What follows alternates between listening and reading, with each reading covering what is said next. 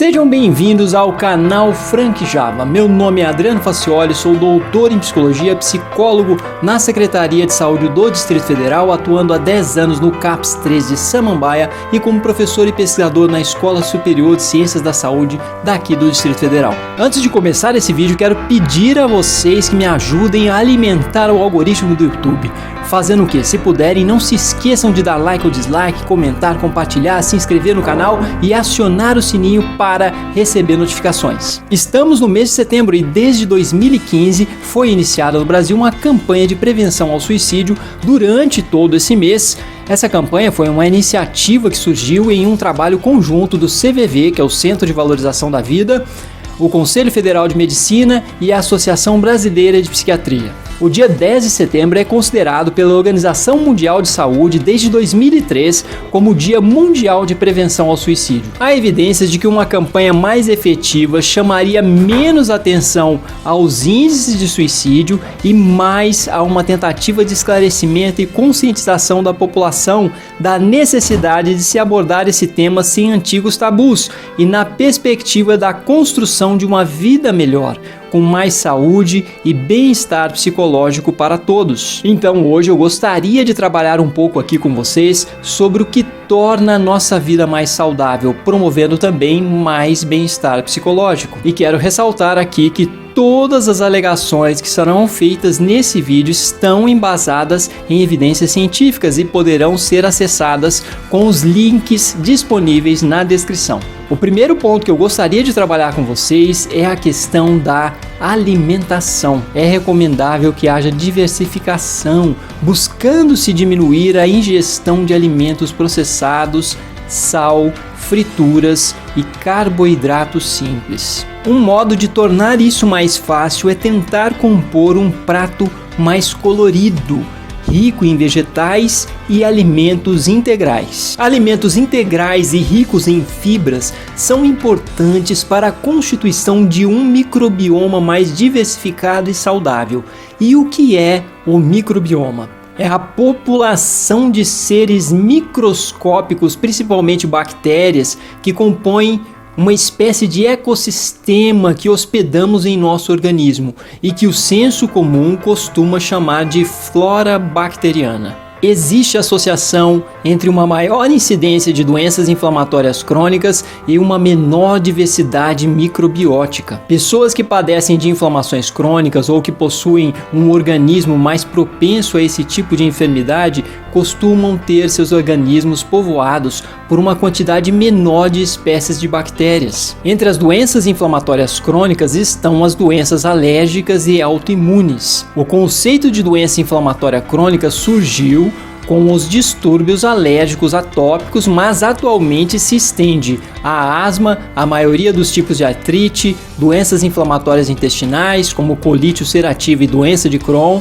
doenças neuroinflamatórias, tais como a esclerose múltipla, aterosclerose, diabetes tipo 1, depressão associada a citocinas inflamatórias elevadas, lúpus, miastenia graves, síndrome de Sjögren e diversas outras enfermidades que se caracterizam por inflamação crônica. Eis, portanto, a importância de uma alimentação diversificada e rica em alimentos integrais e fibras. Ajudam a prevenir processos inflamatórios crônicos, males dos quais cada vez mais pessoas vêm padecendo no mundo industrializado. E há também de se ressaltar que uma alimentação, segundo os parâmetros aqui expostos, ajuda a prevenir algumas das enfermidades de maior incidência no mundo atual, tais como diabetes, hipertensão e doenças cardiovasculares. O segundo fator que talvez também seja muito importante de se enfatizar em nossos dias é a questão da luz solar,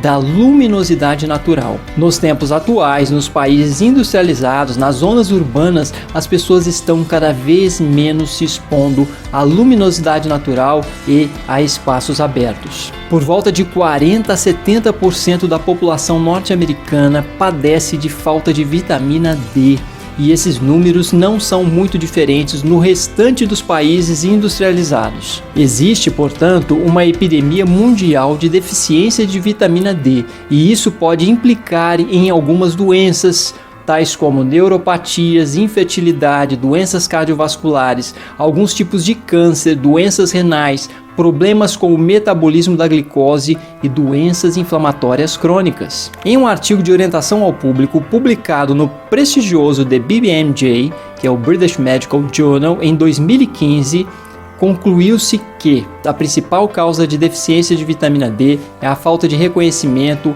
de que a exposição ao sol com moderação é a principal fonte de vitamina D.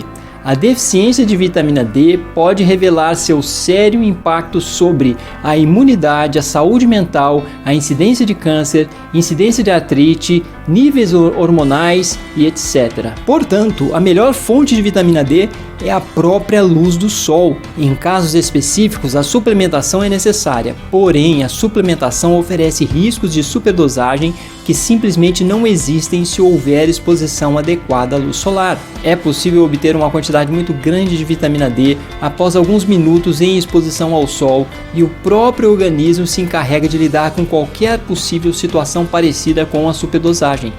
Não há possibilidade de superdosagem de vitamina D quando tomamos banho de sol. Em um artigo de revisão publicado pela conceituada revista científica The New England Journal of Medicine, está lá descrito que a exposição de braços e pernas à luz solar por um período de 5 a 30 minutos entre as 10 e as 15 horas 2 vezes por semana é algo que pode ser considerado como geralmente adequado. E o tempo mínimo de 5 minutos talvez se aplique melhor, por exemplo, a pessoas de pele mais clara em um dia ensolarado com poucas nuvens no verão de um país tropical como o Brasil. E, por sua vez, o tempo de 30 minutos, que é o tempo máximo colocado aí nesse limiar, o tempo de 30 minutos talvez se aplique melhor, por exemplo, a pessoas de pele mais escura em um dia com pouco sol em um país de clima temperado. É importante que a exposição não exceda a metade do tempo necessário para se produzirem as primeiras queimaduras. E uma exposição assim ao sol, na qual a pessoa esteja vestida somente com um traje de banho, tal como um biquíni,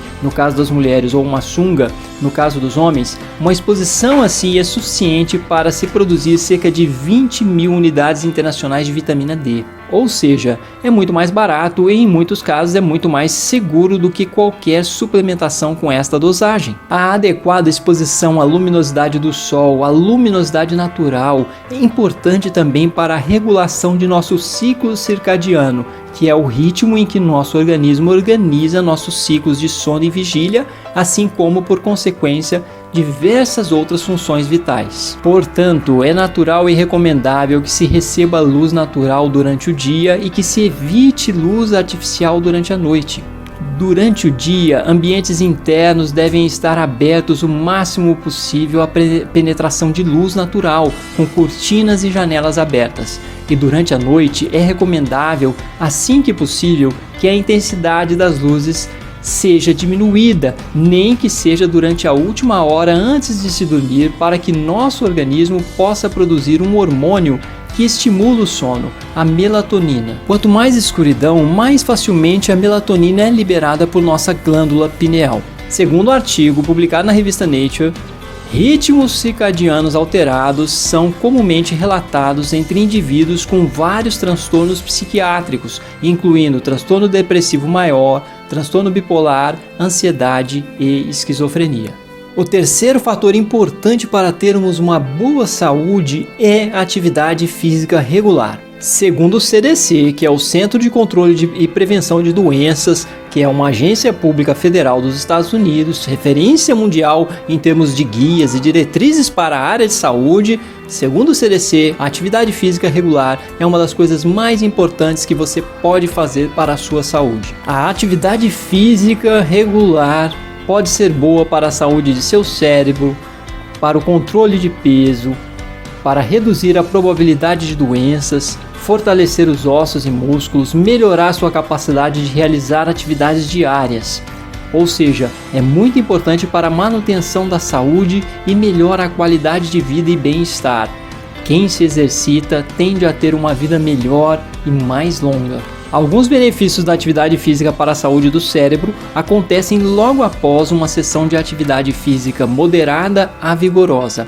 A atividade física regular ajuda a fortalecer a capacidade intelectual em crianças de 6 a 13 anos de idade, atua na redução de sintomas de ansiedade em adultos, ajuda a manter o vigor da capacidade intelectual ao longo dos anos, mesmo durante o envelhecimento, reduz o risco de depressão e ansiedade e é uma boa aliada para ter noites melhores de sono. São muitos os benefícios para a saúde como um todo, e isso inclui a saúde mental. A recomendação do CDC para pessoas entre 18 e 64 anos de idade é de pelo menos 150 minutos por semana de atividade física de intensidade moderada, como por exemplo uma caminhada em um passo um pouco mais rápido, e pelo menos 2 dias por semana de atividades que fortaleçam os músculos. Para pessoas acima de 65 anos, a recomendação é a mesma, porém com o adicional de atividades que visem melhorar o equilíbrio, como por exemplo ficar em pé com somente um dos pés no chão, como se estivesse prestes a pular uma amarelinha. Portanto, ter uma prática de atividades físicas frequentes, ao ar livre, com exposição adequada à luminosidade natural, é, segundo as evidências, algo muito importante para a nossa saúde. E se você não tem conseguido encontrar tempo ou disposição para começar uma atividade física, postei um vídeo no card com algumas considerações e orientações a respeito. Confira lá. O quarto fator é a importância do sono, a importância de se dormir bem. Para tanto, acho que caem muito bem as 5 dicas que Matthew Walker, um dos maiores pesquisadores do sono da atualidade, nos fornece em um vídeo para o TED Talks, que também disponibilizo no card. Antes de mais nada, é importante saber que uma noite saudável de sono costuma ter entre 7 e 9 horas dormidas. A primeira dica de Matthew Walker é a da regularidade, a de que deitemos e acordemos sempre nos mesmos horários para respeitar nosso relógio biológico, nosso ciclo circadiano. A segunda dica é a da temperatura. As evidências mostram que é muito mais fácil dormir com um ambiente um pouco mais frio do que com ele um pouco mais quente. A terceira dica refere-se à importância da escuridão. 1 hora antes de se deitar, procure se afastar das telas e das luzes para que a melatonina possa ser liberada com mais facilidade e ajude a estimular seu sono. A dica número 4 diz respeito ao cuidado que devemos ter para com a cafeína e o álcool.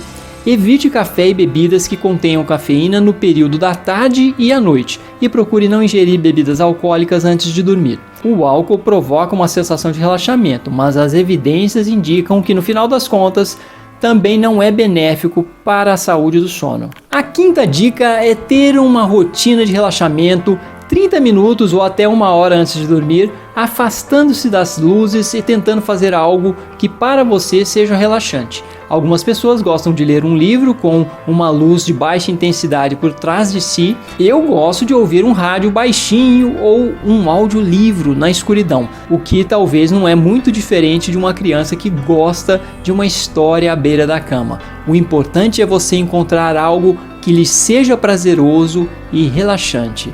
E se você assistiu esse vídeo até aqui, talvez tenha percebido o quanto alguns desses fatores se retroalimentam. Uma boa alimentação associada à exposição adequada à luminosidade natural e atividade física regular e, consequentemente, portanto, um padrão de sono adequado podem gerar uma série de benefícios que repercutirão em seu bem-estar e em sua saúde mental. Até aqui falamos de 4 fatores importantes para o bem-estar humano e agora é o momento de falarmos do 5º fator, que é provavelmente o mais relevante de todos que já foram aqui mencionados. Contudo, antes de dizer que fator é esse, quero falar da maior e mais longa pesquisa já realizada sobre o bem-estar humano, o Grant Study, conduzido pela Universidade de Harvard e sobre o qual vocês poderão saber um pouquinho mais se acessarem também o vídeo no card.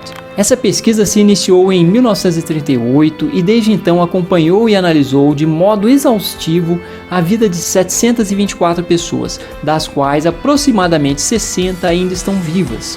Essas pessoas foram divididas em 2 grupos. O primeiro grupo foi composto por estudantes do 2º ano de graduação da Universidade de Harvard e o segundo grupo era composto por adolescentes provenientes dos bairros mais pobres de Boston. A vida dessas pessoas e de seus descendentes vem sendo acompanhada, observada e analisada sob os mais diversos parâmetros há 82 anos. E quais são os principais resultados desse estudo?